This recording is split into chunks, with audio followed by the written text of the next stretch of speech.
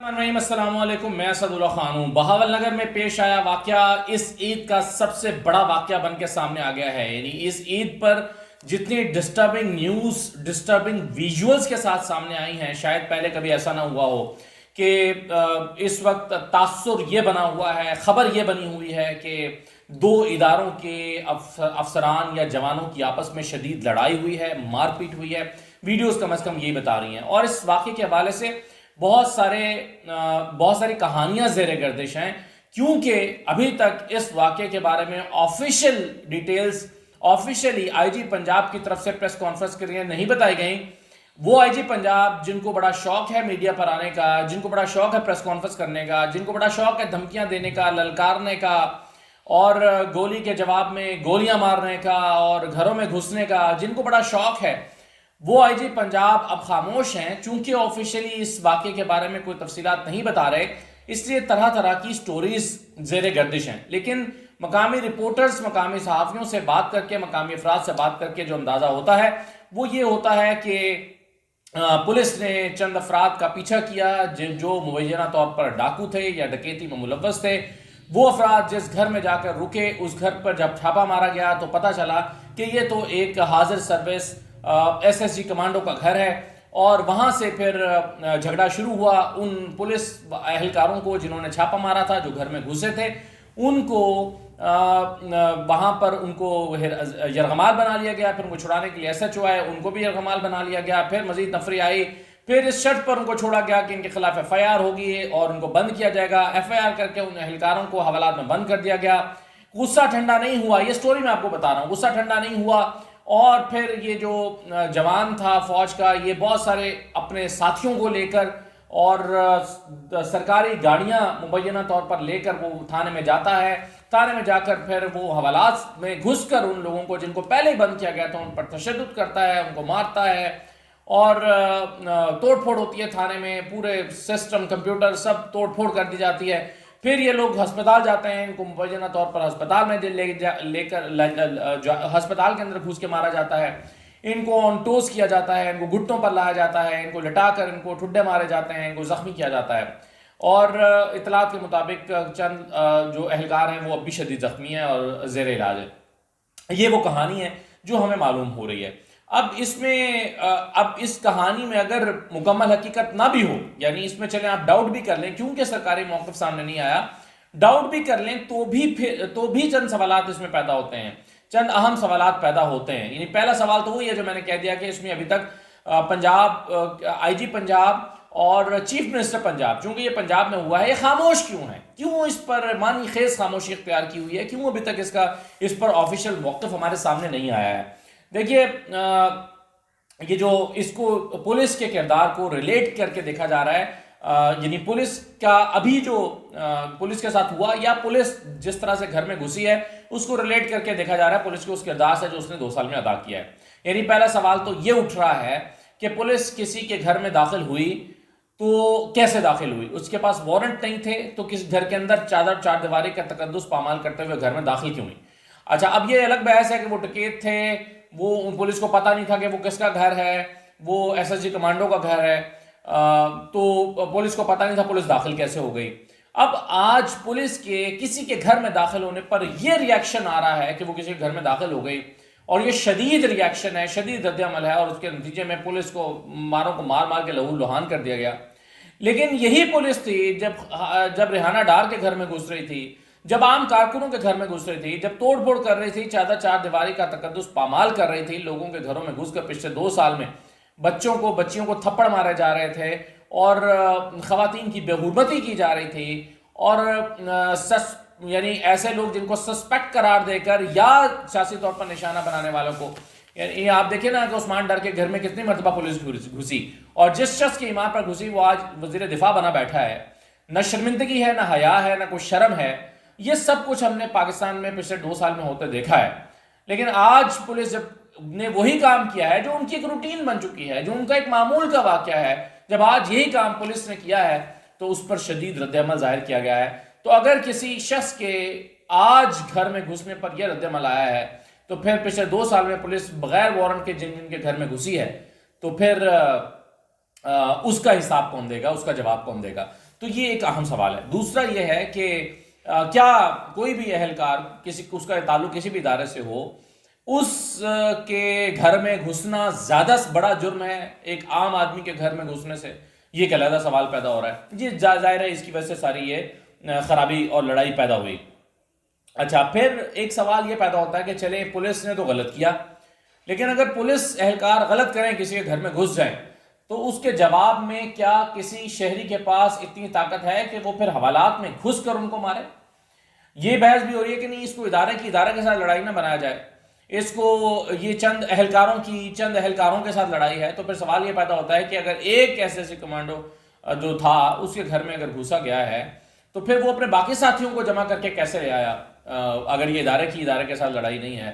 اور اگر اس میں ادارہ یعنی پولیس کا ادارہ اور دوسرا ادارہ فوج کا ادارہ اگر شامل نہیں ہوئے تو پھر سرکاری گاڑیوں میں بھر بھر کے اتنے سارے جوانوں کو کیسے وہاں پر لے آیا؟ یہ ایک علیحدہ اس میں سوال پیدا ہو رہا ہے. تو اگر یعنی اس پر کارروائی ہو گئی تھی اور ایف آئی آر درج ہو گئی اور پولیس اہلکاروں کو گرفتار بھی کر لیا گیا، تو پھر قانون کو اپنا راستہ لینے کیوں نہیں دیا گیا اور حوالات میں گھس کر ان پولیس اہلکاروں پر تشدد کیوں کیا گیا، ان کو اتنا بروٹلی کیوں مارا گیا، جس کو اب وہ کہہ رہے ہیں کہ ہمارا مورال ڈاؤن ہو گیا ہے. ویسے تو خیر پنجاب پولیس کے سے بھی کسی کو ہمدردی نہیں ہے، کیونکہ انہی جوانوں نے پچھلے 2 سال میں جو کچھ عام لوگوں کے گھروں میں گھس کے کیا ہے، تو کس کو ہمدردی ہو سکتی ہے. لیکن بہرحال قانون اور آئین کی اور لا کی جو بات ہے وہ بہرحال اپنی جگہ پر امپورٹنٹ ہے کہ آئین کیا کہتا تھا، یعنی قانون کیا کہتا تھا اور قانون کے مطابق کیا ہونا چاہیے تھا. اور پھر اب ہم دیکھ رہے ہیں کہ صلح ہو گئی ہے. صلح تو چلے ہو گئی، اچھی بات ہے، نعرے شعرے لگ گئے، لیکن کیا اس بات کا تعین ہوا ہے کہ غلط کون تھا؟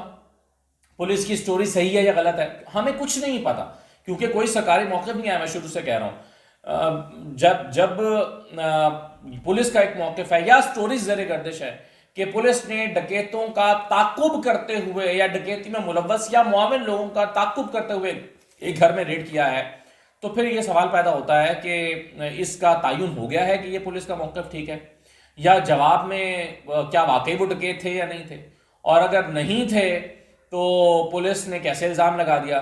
تو کیا پراپر انویسٹیگیشن ہو گئی ہے؟ سوال یہ پیدا ہو رہا ہے، کیا انویسٹیگیشن ہوئی ہے؟ کیا تعین ہو گیا ہے کون غلط ہے کون صحیح ہے؟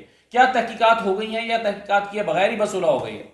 یا پھر چونکہ طاقتور ادارے دونوں ملوث ہیں، پولیس اپنے طور پر طاقتور ہے، فوج اپنے طور پر ایک طاقتور ادارہ ہے، تو کیا طاقتور ادارے ہونے کی وجہ سے کیا ان کا اس پر تحقیقات کی ضرورت ہی نہیں رہی ہے؟ اب جو موقف ہمارے سامنے پولیس کا آیا وہ بھی بڑا دلچسپ اور حیران کن ہے. مثلا موقف یہ آیا کہ بہاول نگر میں پیش آنے والے معمولی واقعے کو سوشل میڈیا پر سیاق و سباق سے ہٹ کر اور بڑھا چڑھا کر پیش کیا گیا. بڑھا چڑھا کر تو پیش کرنا ہی تھا لوگوں نے، کیونکہ جب آپ آفیشیل موقف نہیں دیتے تو پھر لوگوں کو موقع مل جاتا ہے کہ وہ طرح طرح کی کہانیاں اس میں ایڈ کر دیتے ہیں. یہ غلط تاثر پیدا کرنے کی کوشش کی گئی ہے، جیسے پاک فوج اور پنجاب پولیس کے درمیان کوئی محاذ آرائی ہوئی ہے.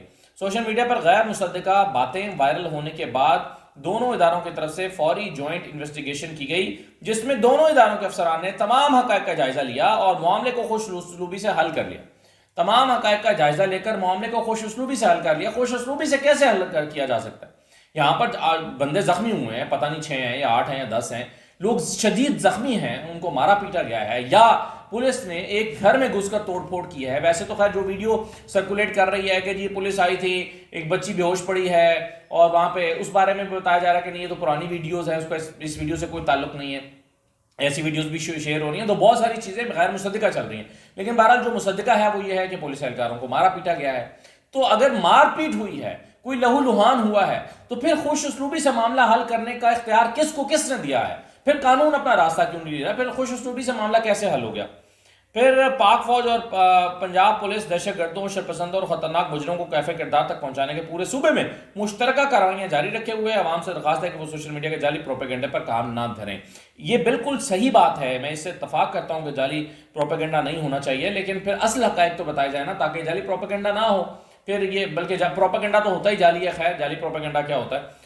لکھا ہوا ہے جعلی پروپیگنڈے پہ کام نہ دیں. پروپیگنڈا اٹ سیلف ہمارے ہاں جن معنوں میں استعمال ہوتا ہے تو وہ تو جعلی ہوتا ہے، لیکن اگر صحیح آفیشیل موقف آ جائے کہ واقعہ کیا ہوا ہے، اگر پنجاب پولیس کا کوئی افسر بیٹھ کر یا آئی جی صاحب جنہیں اپنے ایک شاید جٹ جیسے جوان کے ساتھ بھی انٹرویوز کرنے کا بڑا شوق ہے، بار بار وہ کرتے رہتے ہیں اس طرح کی چیزیں.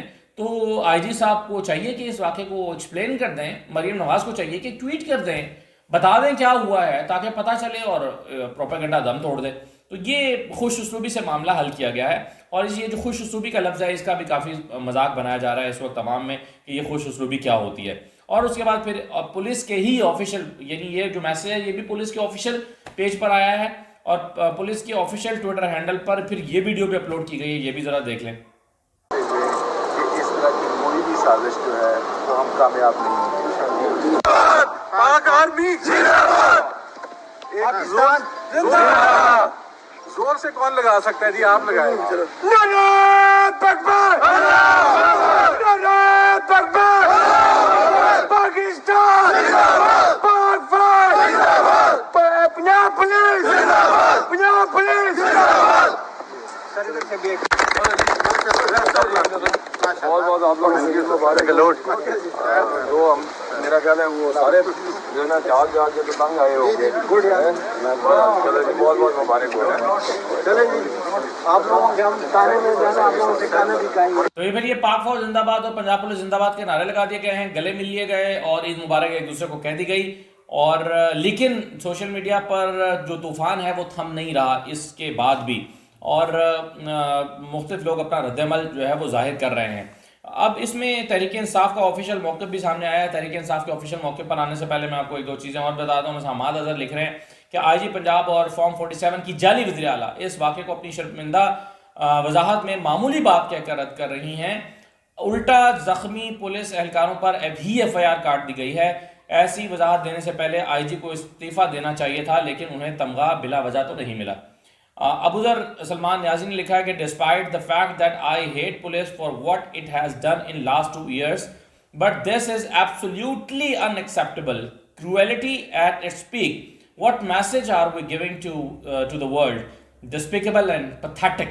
یہ ابوذر سلمان نیازی نے بھی ٹویٹ کی ہوئی ہے. اب تحریک انصاف کا اس پر جو آفیشیل موقف سامنے آیا ہے وہ ذرا دیکھ لیں. کہا گیا ہے کہ 9 مئی فالس فلیگ آپریشن کے کرداروں کا آپس میں ٹکراؤ پاکستان میں موجودہ لاقانونیت کو مزید عیاں کرتا ہے.